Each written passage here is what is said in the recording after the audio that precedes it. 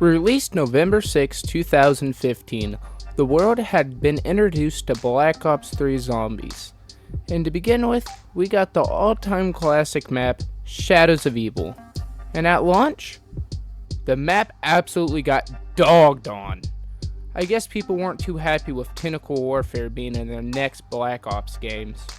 Coming off the high of Origins, the scene was set for Black Ops 3 Zombies to be the best and most fun Call of Duty Zombies ever created.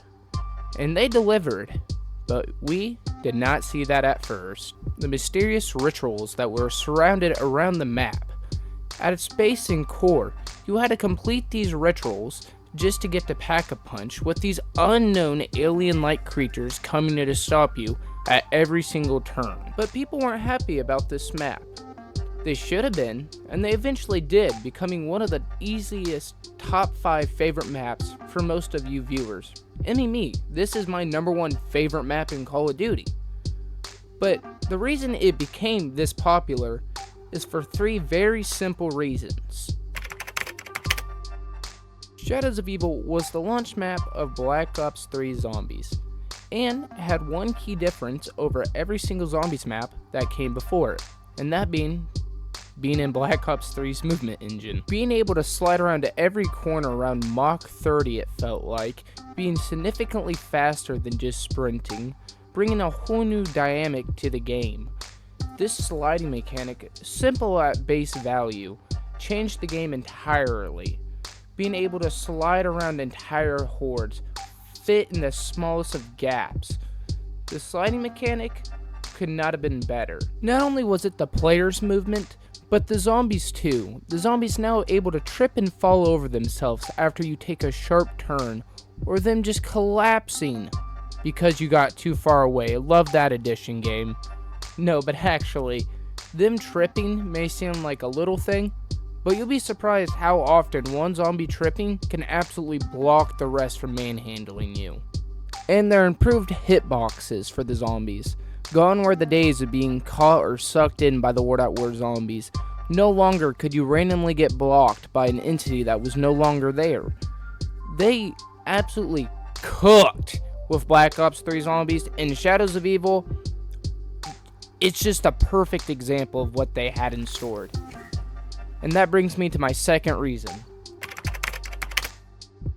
Shadows of Evil did not just thrive because of the movement system, or because of what they did to the zombies. Another key factor in Shadows of Evil's success is the simple fact of the world around it. The world building of this map is amazing. When you first spawn in, you see a mysterious guy just standing there looking at you.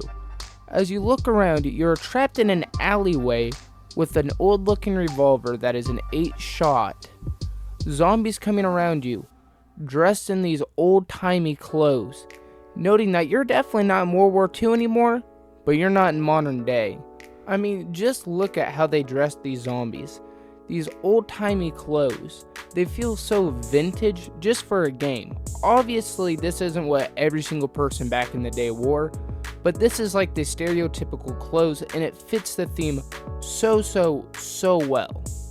But the first thing you see when you first exit the spawn room is just how much depth and detail is around here.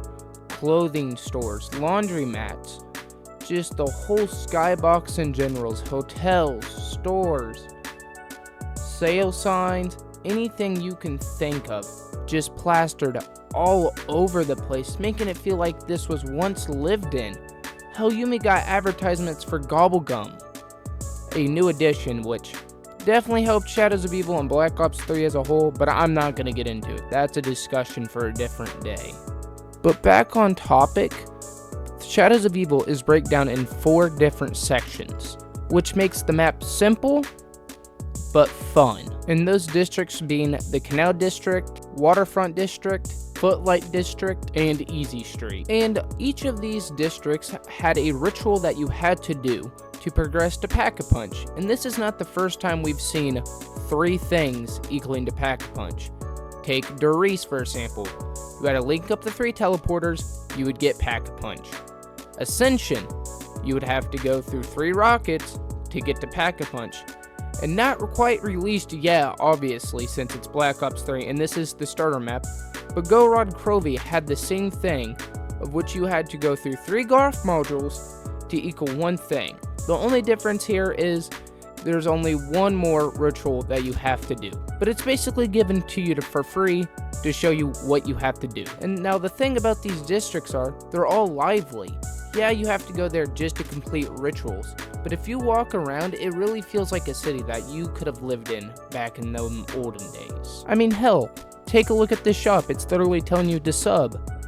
I think you gotta listen to it. But in all honesty, Shadows of Evil didn't just thrive because of a good map layout or because of the movement system.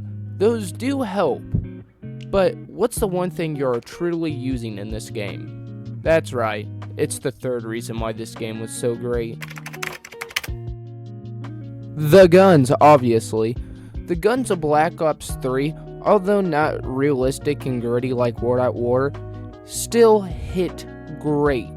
I don't know what's about Black Ops 3 weapons, especially their map exclusives, like the bootlegger here. Great gun. Also love the reference to alcohol and shining. Great for the time period. Once again, that's hitting that story, story, building it up. Amazing. Can't ask for much better. But back onto the guns. Now, I do understand when I say guns, it does apply to Black Ops 3 as a whole, but this was the launch map. This was the map you could get all those guns, besides the map exclusives, on the map. Alright, this is the only map, besides the Giant, that you could play it on. So, my argument still stands.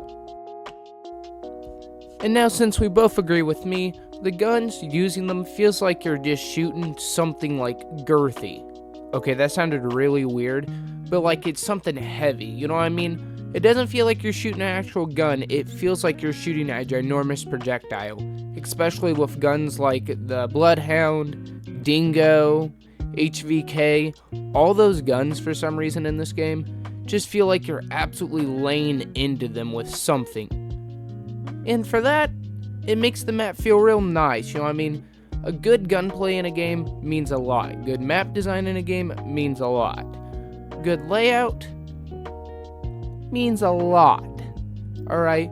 But since Shadows of Evil did all this so well in a very kind of tight-knit map now that you think about it, if you compare this map to like Origins or like Moon, this map's kind of tiny compared to them. Although there is a lot of room in this map. It's not like a Nocturne, Toten, or a Shangri-La. Shadows of Evil is its own thing, and I love it for it. And I hope you guys too, and I hope you guys found something valuable out of my ramblings, and see you in the next one. This is Cold Warrior 434, signing out. See ya. Lee, you so crazy.